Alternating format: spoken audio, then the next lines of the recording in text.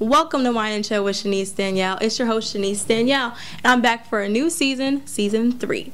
Finally made it to Season 3. I'm hyped. Thank you for all the support so far. Right now, I want to introduce you to my new co-host, Luke. Say hi to my Wine and Chillers. My name is Luke B. I'm here to record Season 3 with our wonderful host. We got a lot of interesting topics for you guys today, and we also have our special guest, Lionel Macauley. Thank you for having me. Appreciate y'all. So today, we are sipping on some Pinot Grigio. How's it taste? Pretty good. It's high. It's high. It's pretty smooth. They bugging. I can't complain. Whatever the host is offering. It was free. That's the right answer. Free is for me. So today, we have some juicy hot topics going on. It's been going on for like the last few months, as you know. Let's start off with R. Kelly. Okay. The reactions. Okay, so R. Kelly, as you know, has some allegations pinned against him from multiple women. How do you feel about the overall situation? Like, as we know, we're all kind of understanding the background of what's going on. So, what do you think? It's like someone gave that man a shovel and he could just digging his own grave, like deeper and deeper. Elaborate that. What do you mean by... Every week, there's a new woman coming forward talking about they've been abused or violated by R. Kelly. And it's not just grown women, y'all. It's minors. Minors. Okay, I didn't hear the minors part before. I only heard about some females that were like 21 and up. Honestly, that's all I heard about, but like recently. You know what I mean? That's what I've heard about. There was like a scandal, I think, within like the past year where he was like whining and dining this minor or whatever, and like I read about it online. Didn't say her age. I just want to know what's apparently going on. like I think the parents were okay with it. That's the crazy part about it. I'm just like, you want this sexual predator to be whining and dining your little girl? That's what I understand, because it's when money is involved, status is involved, that's when people don't care. You know what I mean? The fact that he's rich, the fact that he can supply great opportunities for these daughters, the parents don't care. They act like they care. I remember one story dealing with R. Kelly saying that there was like a dad that was upset or something like that at R. Kelly, and yet the woman was like 20, 21 years old. Yeah. And I'm like, how are we complaining here when you let her go or something? Something had to happen, because you clearly must have not been calling her for months or something, because she's been there for a while and now you have something to say. I wish me personally. Girl but I do think he's a hot mess. I'm not protecting him at all. I'm just saying the facts that I've seen, and I'm like, something doesn't sit right with me. That's all. It's like on one side you can say, all right, these girls who are coming to his shows and waiting after the shows and trying to get autographs and these, you know, backstage photos, and you can be like, okay, all right, don't put yourself in the situation of this happening. But then again, you're looking at a grown-ass man, you know, and that's these allegations, and we don't even have to get into the sex tape because that's already self-explanatory, you know, with all the allegations, but... my real issue with it is because I have a mother and a daughter who I love very dearly. So, you know, every man who has that soft spot will feel some type of way about this. But it's like, to rub it in your fans' faces to call yourself the Pied Piper. That's what I'm saying. But for years he's been calling himself that. And whenever people say, oh, you know, now all of a sudden, like, mute R. Kelly, all this stuff. Can we say that term again, but louder? The Pied Piper. The Pied Piper. Yeah, I'm like, for years he's been calling himself the Pied Piper. And now, you know, we have a problem with it. I mean, we've been stepping in the name of love and all that stuff for years. And I've been sitting here like, Pied Piper. It just never sat right with me, but yet we were still partying to his music. Pipes don't go in pie. Okay? Ice cream goes in pie. Whipped cream goes in pie. Keep your pipes away from these young girls' pies. Okay? That was well said. Meaning is like with leading somebody who was leading a group of women to I don't know the meaning of the word, the term, you know, leading them to a sex house or something like that to have sex with them.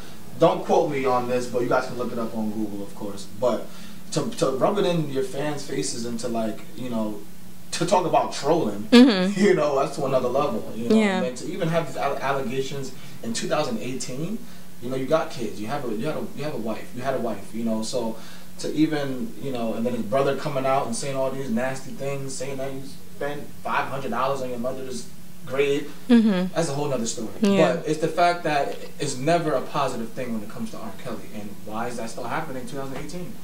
Exactly. So do you think overall we should hashtag mute R. Kelly, like mute his music forever? How do you feel about that in terms of... You can't mute his music because what he did is already done. You know what I mean? Like, whatever he does with the women, he had some great hits, and that's something that we can't deny. You know, classics. He had some very good classics, and you know, we're all still going to sing to some of those songs. You know, you might have that question in the back of our head, like should I be singing this? You're still going to sing it, though. I mean, such good classics, to the point where I'm like, I can't let them go, to be honest with you. But I do feel like, with me, I separate the artists from their personal life and their imperfections. I do.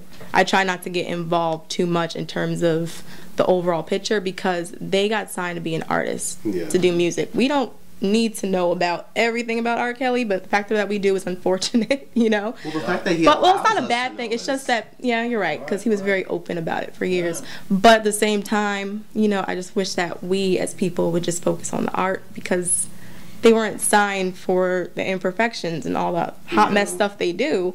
So I try to keep a distance from what they do in their personal lives. That's what I'm saying. Him, but you know, I can't mute him. I'm not gonna play him at the party either. Like, I might rock out to it in my car privately. Nothing new, because you know, no new. But that old stuff, I'll still listen to my car. I'll jam it. But whatever you got going on, so you saying in private you go jam to it? I'll jam it. I'll jam it. I'll admit it in public. But I'm not gonna sit there. You know, I have a bunch of guests, so I'm like, let's listen to R. Kelly. Yeah, no. I'm like, no, no one wants that. What do you think about his latest song, the 18-minute song? It was, I believe, 18 minutes. 18 minutes to listen to a whole song. What's sad is I listened to the whole thing. I really did, and I was like, I did. She got time. She got time. I did at the time. It's subjective, you know. It's how you take it, you know. That's at the end of the day. So music can be the music that, you know, no matter what you feel about the artist itself. But it's just, I can't give you 18 minutes right now, Kelly. You know. When he said the 18 minutes, like, recorded the whole time, I was like, okay, I can't really defend you anymore. Because to me, it's like, why are you telling all of this to people? Like, he was talking about when he was younger, you know, he had, you know, gotten molested or whatever when he was like 11 years old, I think. And so now you go around blessing everybody which, else. like, you know, I don't know for a fact, but that's what I think he said in the 18-minute song. I was like, okay, he's telling it all right now, but, you know, honestly, I just think R. Kelly needs to get professional help. I always thought this, you know what I mean? Professional help. And what I mean by that, because when he said he got molested in like 11 years old, I'm like, okay, clearly there's a history where you think it's okay to deal with whatever woman, whatever age. He needs professional help. That's what he needs to do. He needs to talk to someone, go somewhere, figure out why he thinks the way he does completely. And I feel like that would really be helpful for him. Instead of doing like 18 minutes worth of music, go talk to someone. Let that out in private and get yourself together. That's my best bet for him. My brother, man, we forgive you at the end of the day because God tells us to, but man, listen, get it together.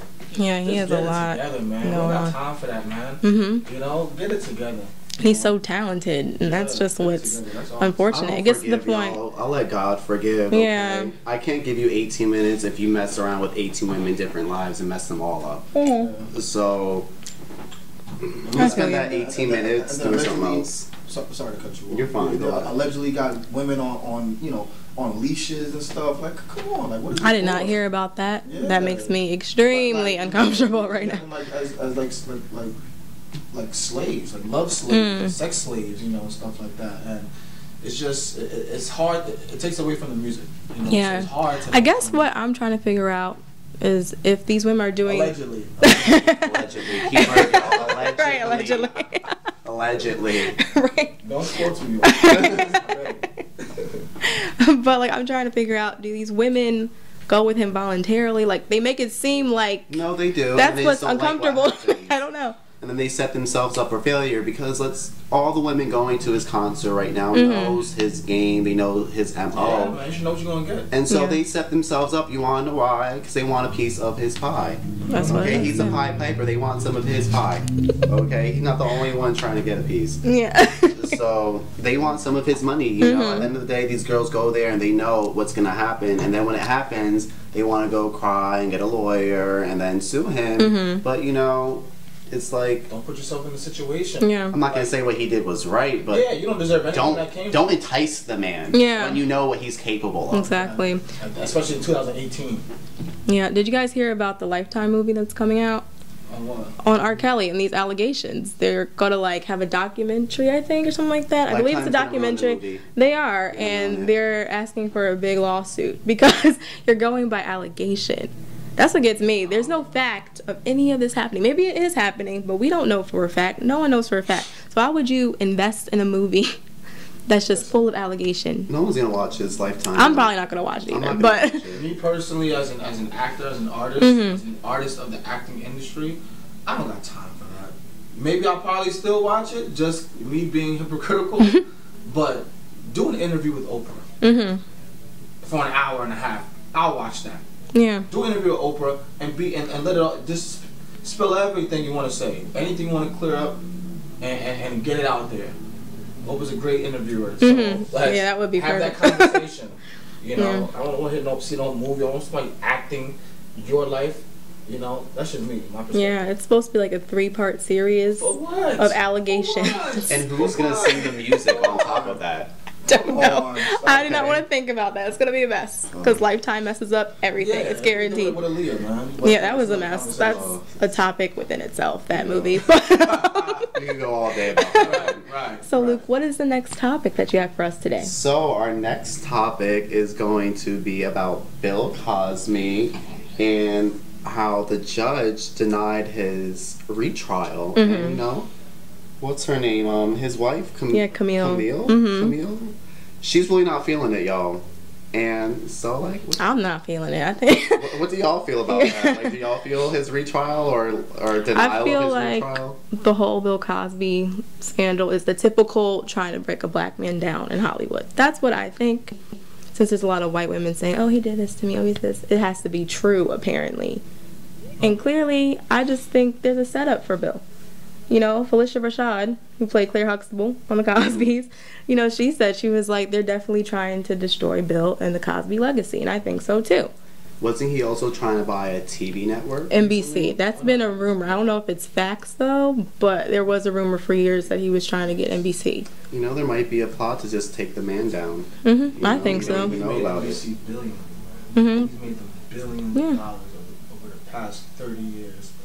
And it's just sad what it's come to. I mean, if he truly is guilty, you know, from, you know, what actually happened and just put aside allegations, then of course you deserve everything that's coming to you. Yeah. Everything that's coming to you. I mean, no house arrest, you know, everything that's coming to you, no matter what age you are. But I mean, hey, there's so many women coming out 40 years there later, really is. You know, but it's just so many. You mean tell me 20, 30 women are out to get you?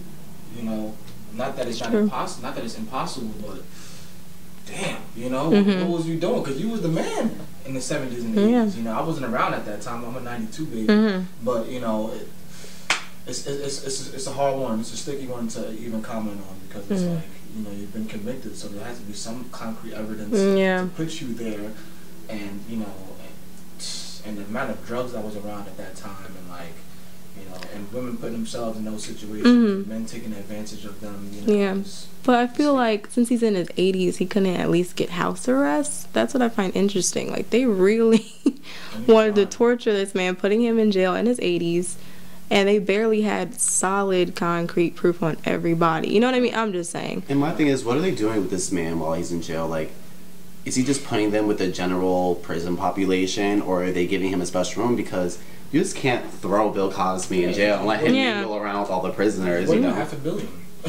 And let's be real. What happens in jail? Men get raped and taken advantage of, and R. Kelly's in no position to fight back. And with the allegations against him, there's going to be someone in jail who's going to want to try it. It's on Bill Cosby, right? Yes. Oh, you said R. Kelly. Did I? Damn, y'all. That's okay. The line, y'all. Let's just make that clear, okay? We're talking about Bill Cosby, not R. Kelly, right? But yeah, my thing is Bill is, you know, partially blind, I believe.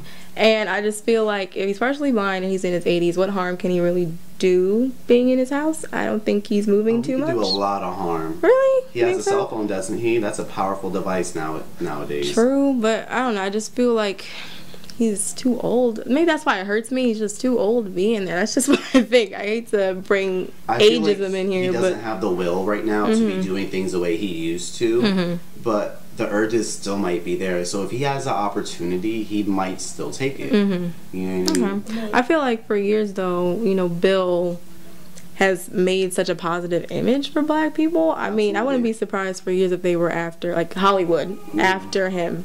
I don't mean, like, positive all the time, 'cause I know he's very judgy of black people at the same time.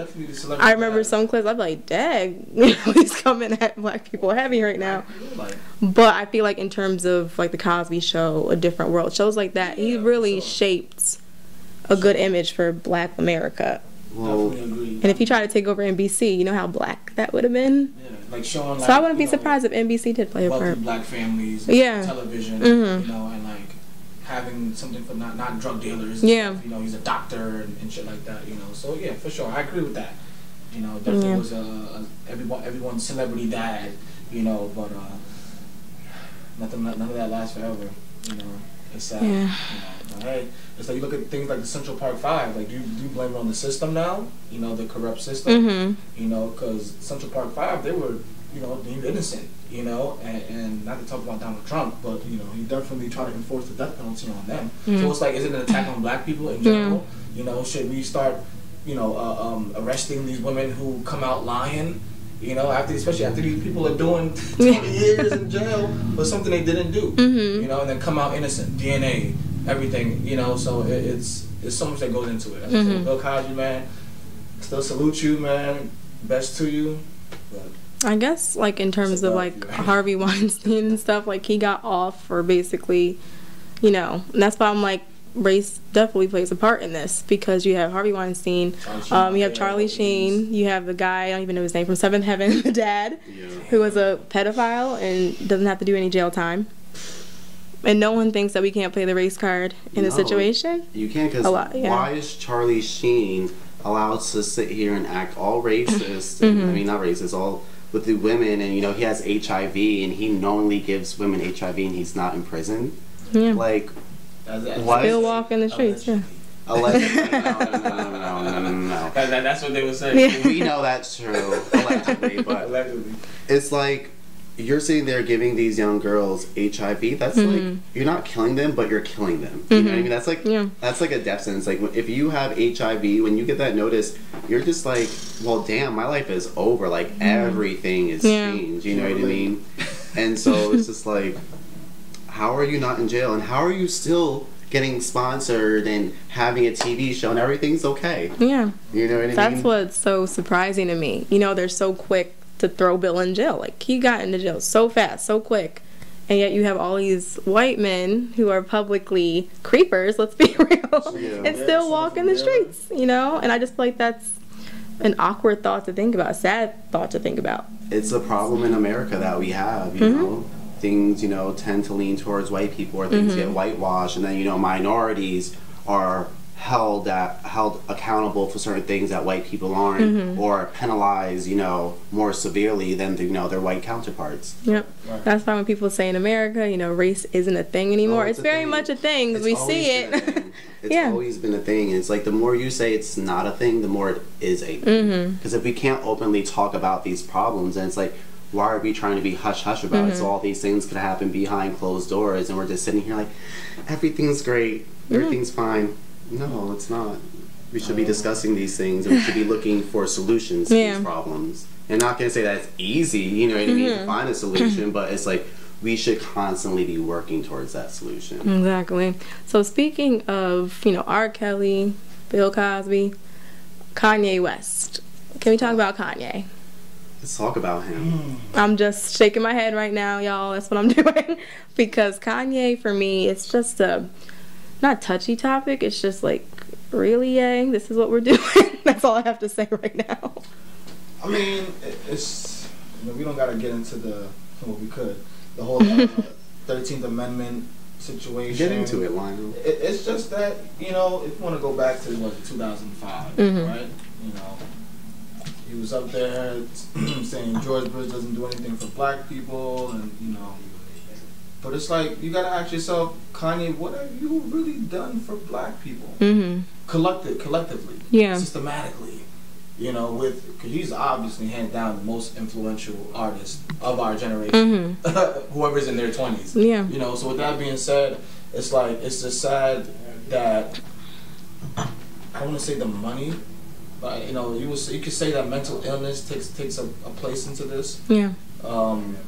Him openly coming out saying that he's bipolar. He's been taking meds, getting off his meds, going through a lot since his mother died. But it's like, it's more so a belief of what you really believe in. So if you believe that slavery was a choice, it's like, that's the stupidest thing you can say as a black man when your people are still going through economic, financial, education, slavery. You know, so you sitting up there with your $100 million and your wife and your Hollywood lifestyle, you know, you don't have the credit to even say something like that. You know, you weren't around. You're like, what, 38? You know, so it's like you weren't around when your mom was around. God rest her soul.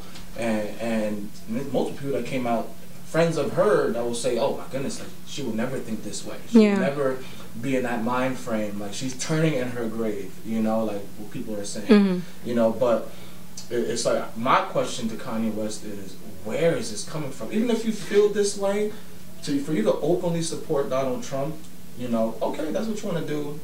I don't agree with it, but it is what it is. It's what you perceive in your mind, in your movie, in your world. But as somebody who has done, and Donald Trump, who's done nothing for black people, nothing for minorities, doesn't like black people, you know, like, you know, who was you know, alleged sexual assault. He's another creep. Yeah.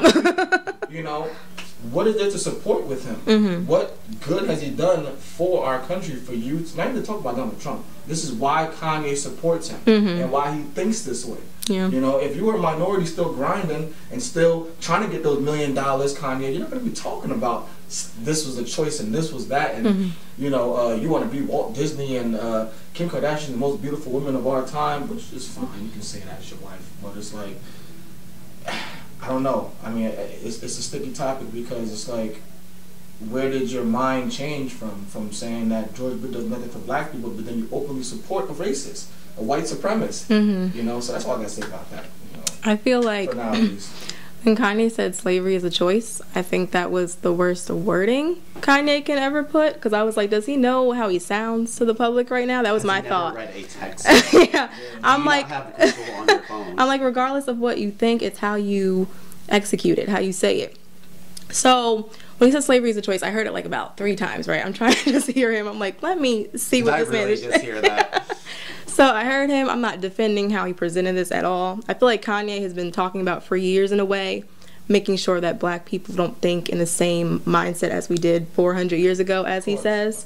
So I think that's where he was coming from. But like, I believe T.I. told him and Charlemagne told him, they were like, it's the way you say things. Because once he broke it down, they were like, we agree.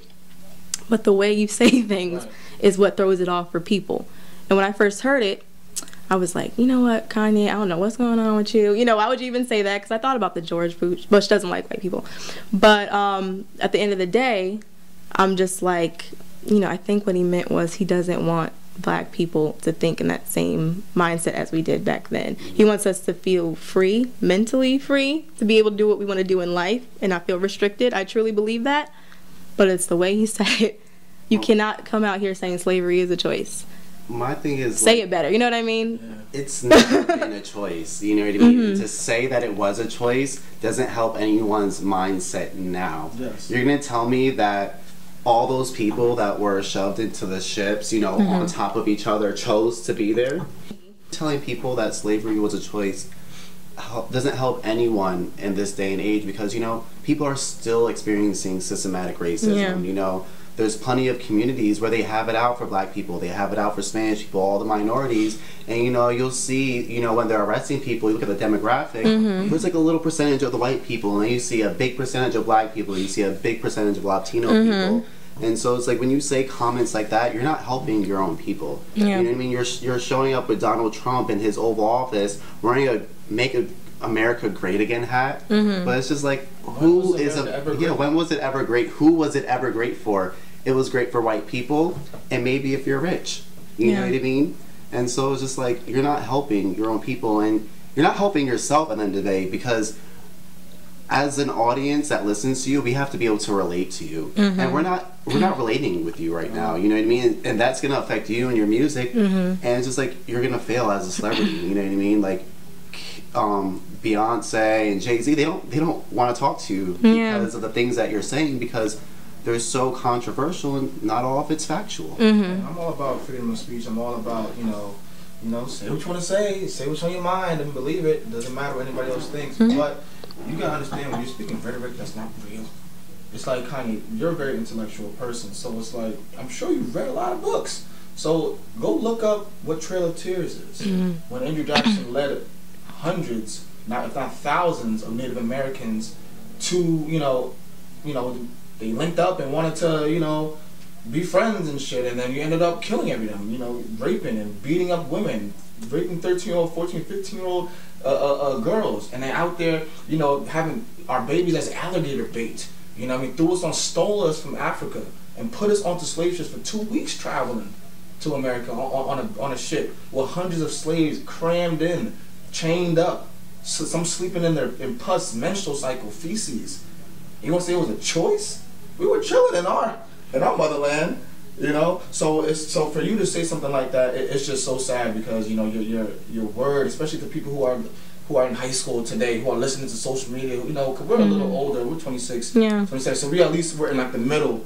Like, we still have flip phones and sidekicks, so we were able to like see what was before that. All they have is social media and Kanye saying, "Oh, it was a choice," and this and that and this and that, So it's a bad time in America, man. These young people, they'll believe that, and then they'll go ahead and act their lives according to what Kanye says, and you're not going to get nowhere in life following Kanye's advice right now. Because I'm sorry, it's true. Come back home, Kanye. Come back home. Yeah, hopefully he will. That Kardashian curse is real. I don't care what no one says. It's real. First off, that fake booty has a way of messing up all the men who get up in it. Okay, so if you plan on dating a Kardashian, let me tell you right now. Looking at the camera, he's serious. Don't do it. Okay? If you want to date Kylie for her money, take her money and run. Oh yeah, I'm doing okay? Don't get attached. I would want a cut of that $100 million, but listen, I'm not staying there longer than 3 months. Yeah, get a little taste and I'm out of there. Bye.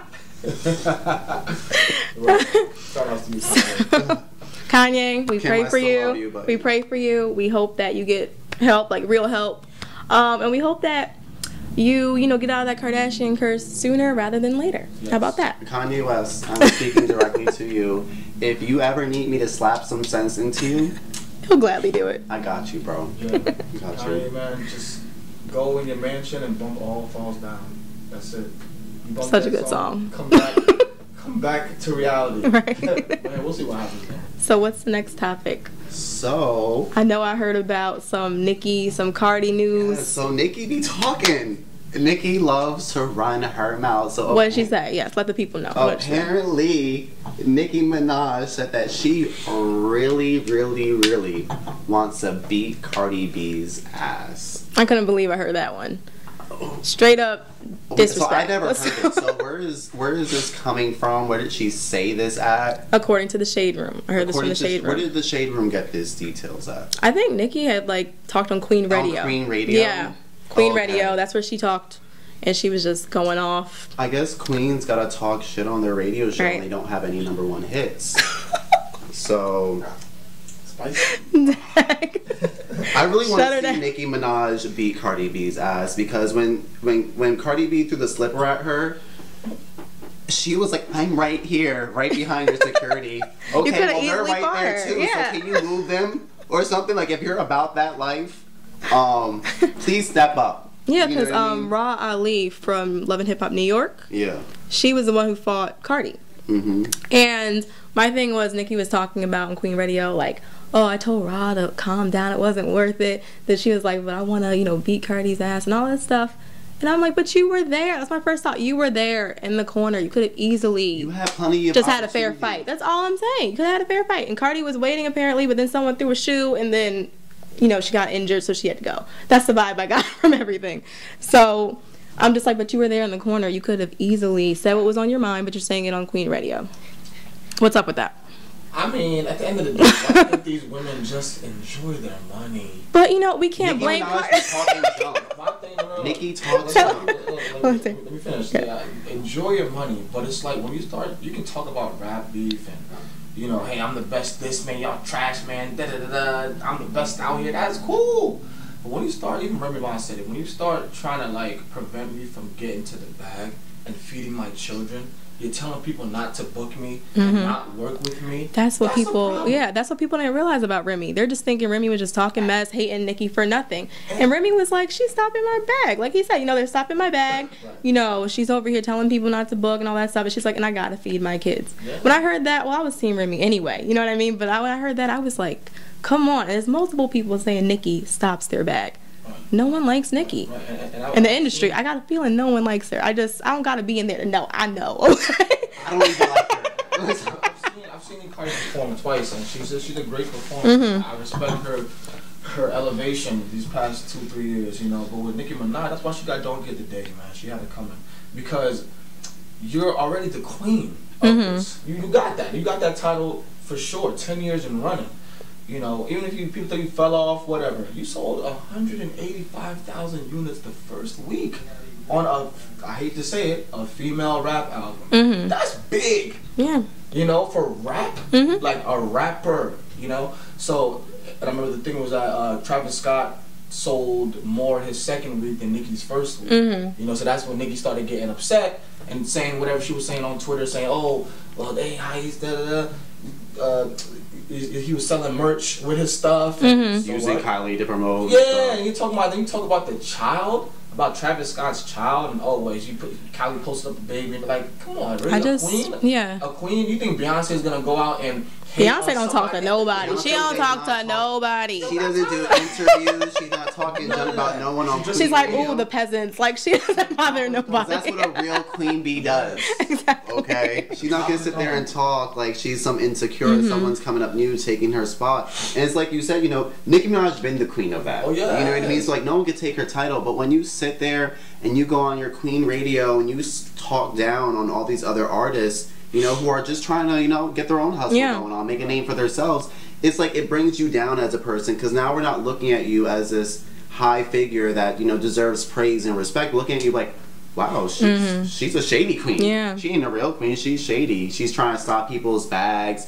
She says one thing, then on Queen Radio, she wants to talk about this and that and talk down about people. And like you said, she be talking crazy about other people. I'm like, no, like, Travis Scott, like, why can't he have Kylie help him promote? Like, that's like, what's wrong with that? Girlfriend. Like, yeah, like they're trying to if support I each have other. Something going out and whoever I'm dating, if you're not promoting my stuff, it's a problem. And why are we together? You know, so you got hundreds of millions of fans. Yeah. Why would I want to? You know, when you're an artist, the main thing is to sell music. That's the #1 goal. I mean, Nicki's been having beef with Lil Kim. It's Remy, now Cardi. It's Lil Kim, Remy, Cardi. There's no coincidence here. You know what I mean? Can I say one thing? Yeah. You know what the saddest part about this whole rap beef between them two is the fact that we can say, all right, hopefully it's fake. Or, all right, you know, like Drake and Meek Mill, they got back together. You know, now they're doing tours and stuff, whatever. But I don't think Nicki Minaj and Cardi B will ever work together ever again. Like, you put family, daughter into it, like infant into it, you know? So it's like that can never be repaired. Y'all could have made so much money together. I mean, do you guys wonder if it was maybe like some slight jealousy going on Nicki's part? I think for sure. Nicki's upset because she's been #1 for so long. But can I ask you a question, branching off with that? Do you think Nicki has ever had real competition for years? No. Until Remy got out of jail, until Cardi rose up? I don't even think Remy was her competition. I think the only... But you know what I mean? Like when she was in jail, though, it's like, oh, she can talk mess about Remy. Yeah. Oh, she's on top with Young Money. Because there was no other female out there. Once Remy gets out of jail, she's talking, you know, a bit more mess and all that stuff. And then when Remy replies and she's trying to play victim. Right. Then Cardi comes on the scene, blows up, holding it down right now. I don't think Nicki can take it, and that's why she's coming at Cardi. Because guess what? In a way, Nicki is fighting by herself. I think it's a solo battle. Because most of the time, at this point, no one really replies to her like that. Cardi tries not to. I don't see her a lot on Instagram talking about her. She only talks about her when it gets a bit ridiculous. Yeah. Like when she talked about Culture, her daughter. Or was it Travis Scott that did that? I think it was Travis, one of them. I feel like Yeah, I feel like she probably talked about culture a little bit in there too, probably. But my point is that the moment that she got too close to Cardi, that's when Cardi really went off. Right. But otherwise, she doesn't go off a lot. So I'm like, Nicki, you're fighting by yourself, really. I don't even think Cardi's going to reply to you. She got a new fashion line on Fashion Nova. Like, she's killing it. She's not checking for you. Right. Unless you really start talking mess about things that matter to her, people that matter to her. I noticed that about Cardi. She doesn't come at people unless. Let me clear something up. When I said, like, bringing an infant into it, yeah, I was talking about Kylie, but I was really talking about Cardi. Okay. I mean, when she liked, that's what I'm saying, social media is so stupid. She liked a comment referring to Cardi B being a bad mother or something like that, you know, so. That's still very basic of her, though, because she doesn't have the guts to, you know, say what's on her mind. But even then, she shouldn't be saying that. What are you talking about? Don't talk about motherhood. We're talking about 5 records on a top Billboard, top 40. Cardi B. Nicki, fall in line. Thank you. And make this money. And get in the studio. I know one thing, if Cardi left the music scene right now, I would still bump Invasion of Privacy. I know I would. Yeah. You know, I'm not trying to compare, you know, her and Lauryn Hill because they're two opposite artists, but I'm saying that Lauryn Hill had that one album that did make an impact. You know, the controversy with who wrote her rhymes, whatever. That's a classic album right there. I can bump it from start to finish. I'll give her credit. Like, when she came on the scene and blew up, there's a reason for that. And there's also a reason for the timing, because she's a humble person. Nicki isn't humble. Yeah. She acts like everyone's supposed to fall in line and not try to get their bag. You know what I mean? And good things happen to humble people. And that's just my thought. It upsets me that Nicki Minaj cannot handle not being #1 all the time. It's like, you can't. You've been #1 for 10 years. And it's like, realistically, you're not going to be able to have a #1 album, a #1 single all the time.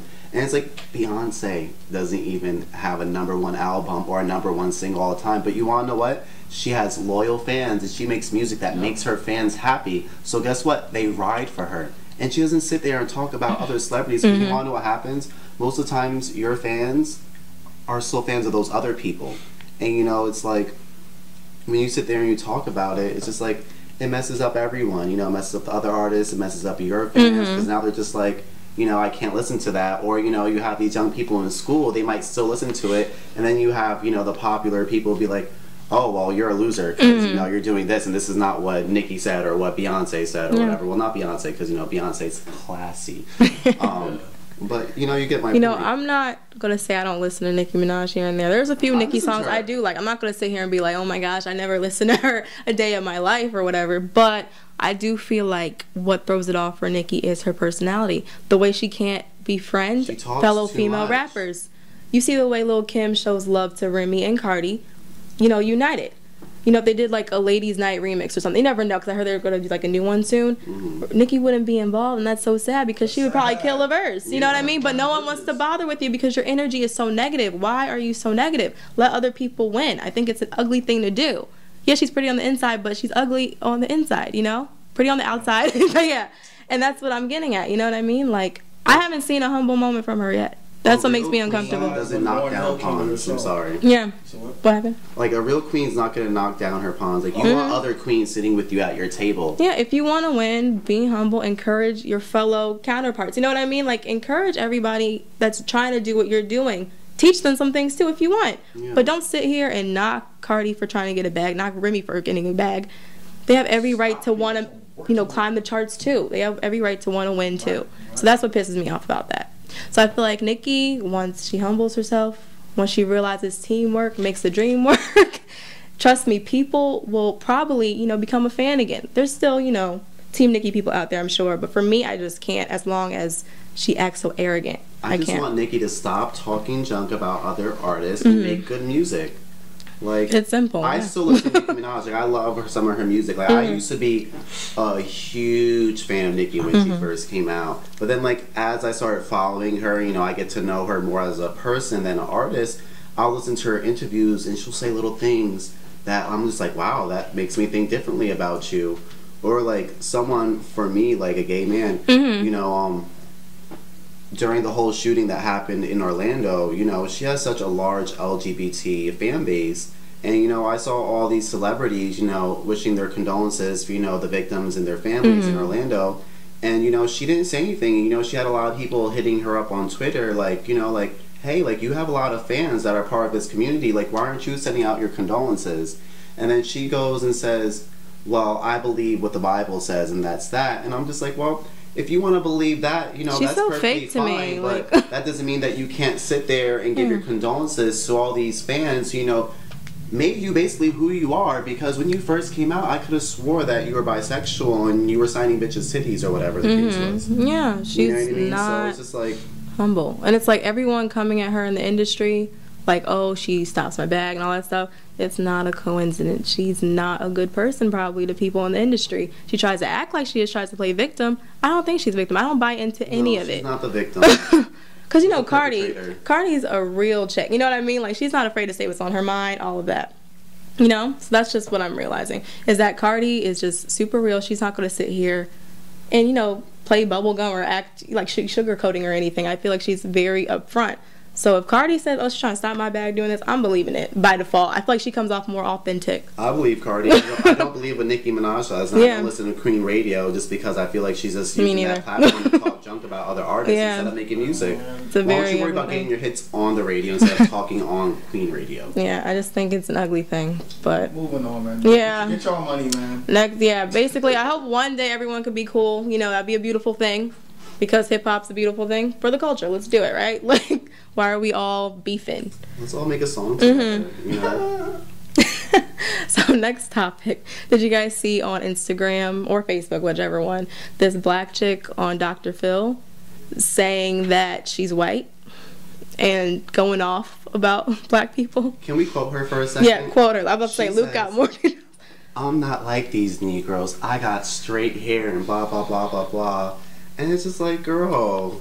How do you guys feel about people saying I'm transracial? We'll call it transracial. I don't use this word. What is that term? You guys never heard of it? I don't use this word lightly because it's a very serious thing, and it's mental illness. Yep. This shit is real. It's real. So, but my question is, who is telling you this information? Who in your immediate family or circle is giving you this information to make you have a hatred or toward yourself or even your own people? You know, to the extent of saying that you're white, which show you have not read a book or have done any research on black history or the history of this country. So it's like when I seen it, I was like, damn, Dr. Phil, you didn't have the decency to even be like, yo, nah, I can't put this on my show. He don't care. He wants to make sure. I get that. But what it's gonna do to you in the future, as far as like, who you have multiple black people on your show. Multiple. You've been in the Tyler Perry movie. Yeah. My point is saying that is you should know what's going on in this country. But it's like, if that's your way of, I guess you want to put it out into the world, like, okay, damn, like this is what's going on. This is how she thinks. You know, I just want to show y'all what's going on. You know, I hope it's real, but I hope it's fake. Yeah, like, I mean, how is she gonna talk mess though with her crooked teeth? Like we talked about her crooked teeth earlier. How you gonna talk mess with crooked teeth? First of all, I'm not over that. To say, but her teeth is really messed It's like running away from her, you know, like her teeth go. Like as if blood and Crips were at the game bang or something. I don't know. But I just think it's such a sad thing. Like, it's beautiful to be black, you know what I mean? It's just beautiful to represent whoever you are, you know what I mean? It just made me uncomfortable. She's like, oh, my hair is straight and all this stuff. Like, embrace your naps, girl. Embrace your naps. That's all I'm saying. Like, what are you talking about? Like, clearly she just needs to check on her mental illness. You're right. Like, check and make sure she's crazy, which clearly she is. She just needs to really reevaluate herself. Because the whole concept of transracial, to me, you came in the world a certain color. Represent that. Be you. Because, I mean, the human race, not an ugly thing. You know what I mean? So why are you sitting here acting like, oh, you know, I'm black, so I need to be white? It's just like the same old mess that like the whole colorism problem. You know, it's stupid, all of it. All the young girls that are watching this, you know, this clearly she's a black woman. You know what I mean? They're watching her and they're just like, well, if she doesn't want to be black, why should I feel comfortable in my own? So she's talking about her hair being straight. And, like, I personally am not black, but I have a lot of black friends. You know, I notice that a lot of, you know, my female black friends, you know, are uncomfortable about their natural hair. And it's just like, for me, I think that's, you know, a beautiful thing. Like, let your natural hair out. Let it be curly. Let it be straight. And it's like, you don't have to have straight hair to be beautiful or have beautiful hair. And when you sit there and you put out that message, it's like, for all the girls who actually look like you and have a different hair texture like you, they're not thinking they're good enough because their hair is not straight. And it's like a sad thing. It really is. Look at the host's beautiful natural hair. Yes. Yes. Hoops, you know. Check it out. Check it out. Halle Berry inspired. Halle Berry, can I speak to the manager? I do have a question for you though, real quick. You know, real quick. How does it make you feel as a black woman to see, you know, a black youth or, you know, a black young lady talk like that? Being, you know, it's been so hard for black women to make a name for themselves, you know, in general and in America. You know, to the high status that black women are now, you know, as billionaires and owners and CEOs and from ages ago, but now it's really okay. Black women are running shit. You know, first lady, you know, the whole nine. So to see this on Dr. Phil, how did that make you feel as a black woman? It made me feel sad and embarrassed. I felt embarrassed for her because I just feel like, why are you on this, you know, white man show? She shouldn't be on anybody's show, in my opinion, talking mess. You know what I mean? But why are you on this white man show? You know, talking about how white is right, basically. That's just what I got from it. White is right. It's not right at all. I'm saying, you know, no color is a bad color. Don't get me wrong. I feel like everybody should just represent their true selves, who they are, who they came into this earth being. Like, if you're white, you're white. If you're black, whatever. And I just feel like she just needs to watch that movie on Netflix, Napoli Ever After. I don't know if y'all heard of it. I never heard of it, but I'll watch it. It helped me push to get my hair cut. It's a great movie. Embrace your... Thank you. Embrace... Don't y'all agree her hair looks beautiful? Look at it. Don't hype me up. No, guys. That's a great movie though, for sure. But yeah, it pushed me and helped me to cut my hair. Because I'm like, okay, I had long hair or whatever, but it doesn't define me. And the first thing this chick said on Dr. Phil was, oh, my hair is straight, and all this stuff. She let it define her. This thing. It hurts. It does hurt. It's embarrassing. It's like... I have a quote for y'all, right? I am not my hair. I knew Luke was going to sing it. I am not your expectation. Yes. No. Yes. You're not your hair. You're not your skin, okay? Like, don't let your hair define you. And you know what's crazy? When I was younger, India Arie, I would look at her and I'm like, okay, you know, she's repping her natural look and everything. But I didn't realize her message until I got older. Because I remember she was talking about, like, the look of Beyonce and stuff in one of her songs at one point. And I was like, why is she, honestly, I was like, why is she hating on Beyonce? I thought this as a kid. But I'm realizing she just wants you to be you, your natural self. And I'm glad that I cut my hair.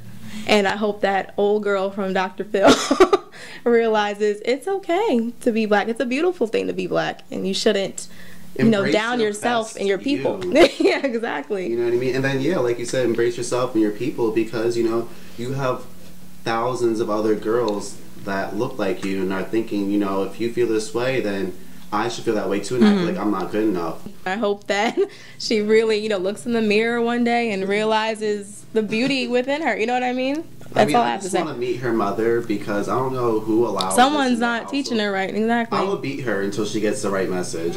I'm not afraid to beat my children, y'all. Some kids need to be beat. Like, not all the time. Don't abuse your kids. He's like, I'm not trying to. Like, somebody's been allowing. If they need discipline, discipline your children. Okay. All right. So we've been talking about some loony people so far for Hot Topics. So let's move on. Lionel, let's talk about your profession, your talent. Let's go. Whoa. Right. So. We just put Lionel on the spot. Yeah, he's like, so. So you're an actor. Yes. Tell us about your web series that you were on before Decisions. Is that still on, or what's going on with that? Actually, in a nice little break from it. Okay. Right now, we are repairing a lot of things. But I am Lionel M. Macauley. M for Michael. But I'm an actor, dancer, producer, spoken word artist. Been acting for 10 years now, as of last month. I've been doing spoken word for like 3 years now, since 2015. Decisions is an independent web series that we created, that my boy Ron Downs Jr., who went to NYU and also went to Art Institute of Philadelphia. Nice. We also went to our high school in Franklin High School, F-Town. And he came up with this idea. This is while he working on High 97. He came up with an idea of like a crime drama and making it different, you know, with the diversity in it. It pretty much starred an Indian guy named Akash Jilla, who was pretty much like schoolboy scholarship, academic scholarship type of student, you know, getting ready to go, to, you know, the next level, and the streets got in the way because his mother passed, and he needed money to take care of, you know, everything he has to take care of. And there's a cool, close friend, street guy, me, who pretty much steers him in that direction of thrill, but also consequence. And there's a kingpin who's involved, Tori Varlow. So we have a beautiful, you know, black woman with big fro, you know. So it's a lot of great things. And we're working on the 2 more episodes, and we're dropping the 3rd one coming soon. And it's been getting some great feedback. Definitely go check that out. Decisions. Yeah, I've seen it before. It's a really good show. Thank you. I like it. Thank you. Thank you. And it's all improv. There's no script involved. Really? Just outline and execution. And we made it happen. Well, y'all would never know that unless I just told you. I dig it though. These are exclusive leaks right there. For sure. So what inspired you to be an actor? How did you know this was your destiny? It was meant for you? Well, I was originally a dancer my whole life, as well as a football player. I went to college for football my freshman year of college in 2010, and it didn't work out after 1 year, so I left and the entertainment just took over. But before that, 2008, my junior year of high school, I was taking, you know, electives, and something came up on my schedule that said drama, and I was like, what the fuck, I don't know about drama. And I went there the first day, didn't take it seriously, and it was like, and I love making people laugh. I'm not a comedian, but I love making people laugh. I love, you know, who doesn't want to make people laugh? So I used to go there to just, you know, make people laugh and just be, you know, do some goofy stuff or whatever. And then as time went on, you know, with some good training and, you know, a serious, determined teacher. Miss Little, or who's your teacher for this? Miss Little. Yeah, Miss Little was seriously determined. Yeah, you were in drama too. I took drama her as well. too. Yeah, drama as well. She didn't play. After a while, shout out to Miss Little. Yeah, shout out to Miss Little, man. She put me on. She definitely took me from crawling to performing. And it went from making people laugh to venting. You know, to go somewhere to spaz out, to, you know, get, you know, not that I was ever like depressed or express yourself, your feelings. I never had any type of like, you know, crazy thoughts or anything like that, but I always, you know, wanted to just express myself, like you said, and I just fell in love with it, man. I fell in love with just creating the moments, you know. That's why I'm an artist in the acting industry, because we create moments, you know. Like, I can't create a moment the same way you'd be able to create a moment, you know. If, you know, you got a new dog, you wouldn't be, your reaction to it wouldn't be the same as my reaction to getting a new dog or something like that. You know what I mean? So, creating moments, you know, I'm addicted to that. Nice. And I love it. Dope. So how did you get into spoken word exactly? I know it probably goes hand in hand in a way, but yeah, I'm glad you said that. Because I'm addicted to performing, live performing. Because I'm originally a dancer and a football player. Yeah. Football is my life, you know. So when I realized that football was over, I was like, you know, okay, I gotta be in the entertainment industry somehow, because like I love just being in front of mad people and being great. Yeah. You know what I mean? To say the least. So when all that was said, I pretty much, I don't know, like before football games, alright, hear me out. Before football games, right? Like, I love the feeling, you know, of course, you know, got the headphones in, you're getting ready for the game, you know, it's game time. You know, I only get that feeling in live performing. You know, I only get that feeling in theater plays. You know, getting ready for the show. You know, it's game time, getting focused, you're meditating. You know, no matter how much you practice or learn that script or whatever the case is, when it's game time, it's game time. No gaps, the show must go on. I'm addicted to that.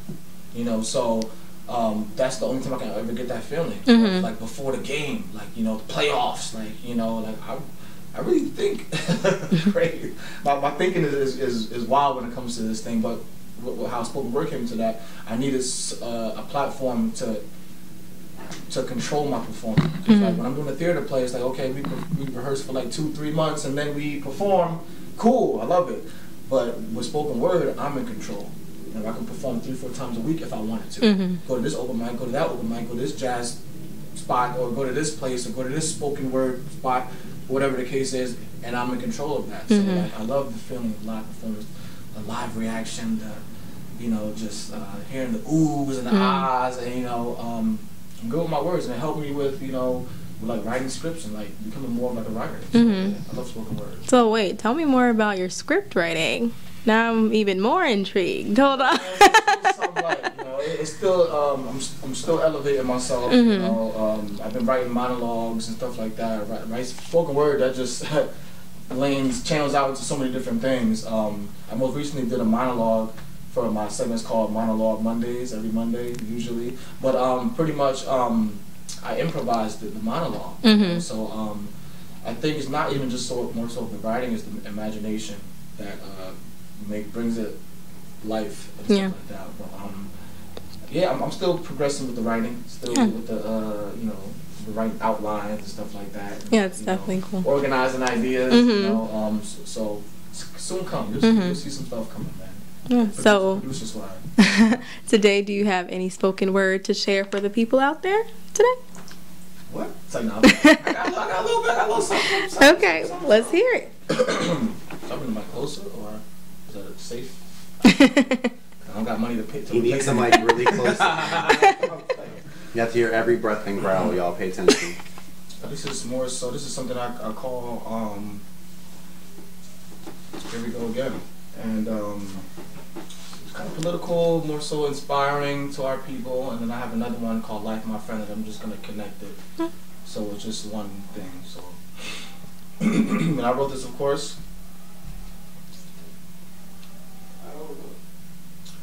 Okay, now here we go again. Back with the hero talk again. More like the hero in him thinking that he needs to sell heroin in order to take care of his family. Now, wait, come again? Are you the father of an 18-year-old named Sebastian? Yeah, why? You need to come identify his body at John Hopkins, son. Wait, what happened to him? Another robbery gone wrong, and maybe the end for him. And oh, I think his friends was also with him. And just like that, another black-on-black crime, all for the dope and crack dime. That man did not want to revisit the time when he never dropped a dime for a slime and still did time for a crime before he even reached his prime. Wait, run that by me again? Your son has been shot by an off-duty white cop pulled over at a traffic stop in front of his friend's drop top, and just like that, another unarmed black man gunned down during the Trump scam. Something's off when the officers off-duty want to off here, then take offense in our essence and still want to claim self-defense. Why can't we live in a world where we don't have to worry about violence? Okay, let me put it into pretense. We get tense when they send 450 black kings into Vietnam with bombs, so we had to go and repent. The race said, I mean racists, for every slave, every dollar they spend. Hold on, let me vent. It's a priority for the higher authority to contaminate the high percentage of the minority when we have to keep together like a sorority in order to keep order against the racists that want to block the border. Boredom is the reason that's keeping us all from soaring. Social media is the quickest way to keep people from learning. Attention is the reason these kids wait in line for these Jordans. But I'm going to be the teacher that teaches you why you foreign. Give me X amount of years, I'm going to pull up in that black foreign, playing all these roles you thought I was actoring. Day one by my side, I think I got about 4 of them. You thought I was rapping, I'm really just spoken word, and I'm just trying to teach these kids that are 16 and 19 about what happened in 16, 19 before they reach 19, get filled with 19 shots and end up on that CNN TV screen, because I don't see an end to this white American trend. You want to smoke KK and tote AK when that's all the KKK wants. So time and time again, I use my time to write these lines for you, and them, just to figure out that we're killing the same people who are next of kin. But what can I really do besides really reeling you in with these riddling lines, only to slow down the pace of the ridicule going on in our mental states? Oh, I meant to say the United States. But how can a country be so united when the celebrity in chief uses force to divide us instead of siding with us rather than coincide with trust? But now it's to the point where our barbecue grills have to go inside with us. Now come and have a seat on this bus and take a ride with us, rather than busting it down, whether you have a rollie on or you're rolling her over without any roll-on you. But enough of all the kiddie play. If you're going to treat your life like a class act, when you can act like you have some class with a task you can grasp, and sprinkle some Goya on your grind so you can get off your ass. This is the only life that God has granted you with. It doesn't matter if you're gay, straight, or lesbian. Just make sure no one ever makes you feel any less of a being. Even if you want to turn vegan, you better start counting that cheese, my friend. You better start playing and be who you want to be, my friend. Sacrifice, take risks, and have the courage to believe, my friend. Because if you don't, it'll be a competition that'll turn into your #1 enemy, my friend. It's up to you and God on how much you want to achieve, my friend. You got to understand, honey. You can fly. That's what they call the birds and the bees, my friend. No more buying senseless sneakers at the passport on the right to 18 years old, my friend. Only for sneakers that are 18 years old, my friend. This is your life, my friend. But why play the blame game? Take on those beautiful, dark, twisted fantasies so it can make you a legend. This is your life, my friend. Just be conscious of those compliments as they can channel through like a conduit, because it's the same people that say you can't do it or that you can do it. I know the hate and the doubt can be so fluent that a flu couldn't even recognize that sickness, and I know it can get kind of sickening to hear all the bickering when you should just talk it over with the Snickers and let those thoughts manifest that you get your mani-ped. Man, you heard what I said. This is your life, my friend. Thank you. Wow. Ooh. Yeah, that was good. How do you handle your social media, you know, use that to, you know, influence, you know, your audience that you're trying to reach? Well, future projects, my boy Ron, he works with Double XL, you know, but of course, him and his Ron Downs Films Productions, we just shot a project the other day, a skit the other day with Moneybagg Yo, a rapper, promoting his album that drops November 2nd, and it's like a Michael Myers theme type of thing. So that's gonna be pretty dope, dropping on Halloween. And we're also gonna finish Decisions, and we have a couple other little independent short films for y'all coming soon. Very independent. And that's the thing with us, man. We keep it independent, man. No matter what, like we're not kissing nobody ass. Everything we coming into is a partnership. We're coming in with our own money, our own resources, our own equipment, our own everything, our own locations, our own actors, our own budgets. Everything's independent, and everything we do is a partnership. And that's why we try to inspire and encourage other artists to hop on board with us, and so we can come together and make magic. You know, and especially in the Jersey area, you know, this shit is important. So this is our lives. This is our A and Z plans.